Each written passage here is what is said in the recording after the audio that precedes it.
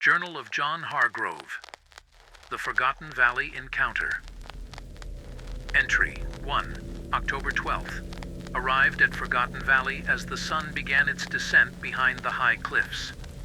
The locals were visibly uneasy about my intentions to camp here overnight. They warned of skinwalkers and pleaded with me to respect their traditions by avoiding the valley after dark. I assured them of my respect while quietly dismissing their superstitions as mere folklore. I'm set up near what they call the heart tree, a central point in their tales. I plan to document everything scientifically to demystify these legends. The air is cool, and the silence is palpable as night approaches. Entry 2, October 12th. Later. The sun has set, leaving a cascade of colors behind it. As twilight fades, every sound seems amplified. I've heard distant howls, probably coyotes, yet they send a chill down my spine despite my skepticism. The locals' warnings echo in my mind, creating an unexpected edge of anxiety. Shadows lengthen, and the wind carries an almost whispered warning through the valley. I've set up my recording equipment and camera to capture any wildlife activity, aiming to provide logical explanations for the supposed supernatural occurrences reported here. I'll stay awake to monitor any movements or sounds, ready to debunk these myths once and for all. Entry 3, October 13th, early hours. The night is alive with sounds, and my initial confidence is wavering. The howls have grown not just closer, but also strangely varied, as if more than one type of creature lurks out there. A couple of times, I thought I saw something.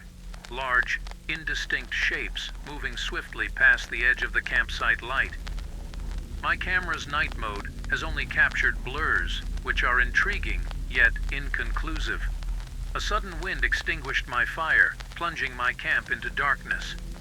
The temperature has dropped sharply, and an oppressive silence has settled around me, broken intermittently by rustling leaves and what could only be described as soft, menacing growls.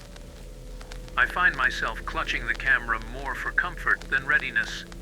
There's a palpable sense of being watched, and for the first time, I regret being alone. I can't shake the feeling that there's something fundamentally unnatural about what's unfolding. I'm starting to understand the locals' fear. There's something in the valley that doesn't want me here. Entry 4, October 13th, dawn. I survived the night, but my views on the Navajo legends will never be the same.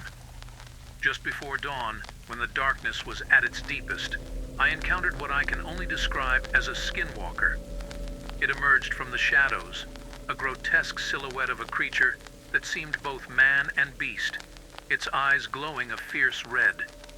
It stood there, watching me, as if curious about my presence. I remembered a name the locals had whispered, fearing even to say it aloud, and in a moment of pure instinct, I called it out.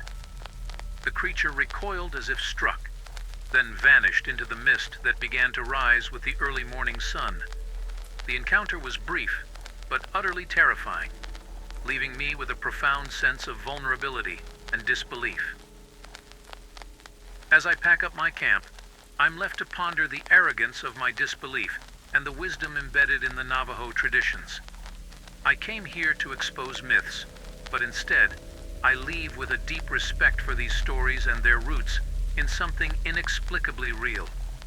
This journal will serve as both my scientific record and a personal testament to the encounter. Whether this will prove anything to anyone is uncertain, but for me, the truth of the skinwalkers is no longer just a legend, it's a haunting reality. Entry 5, October 13th, late morning.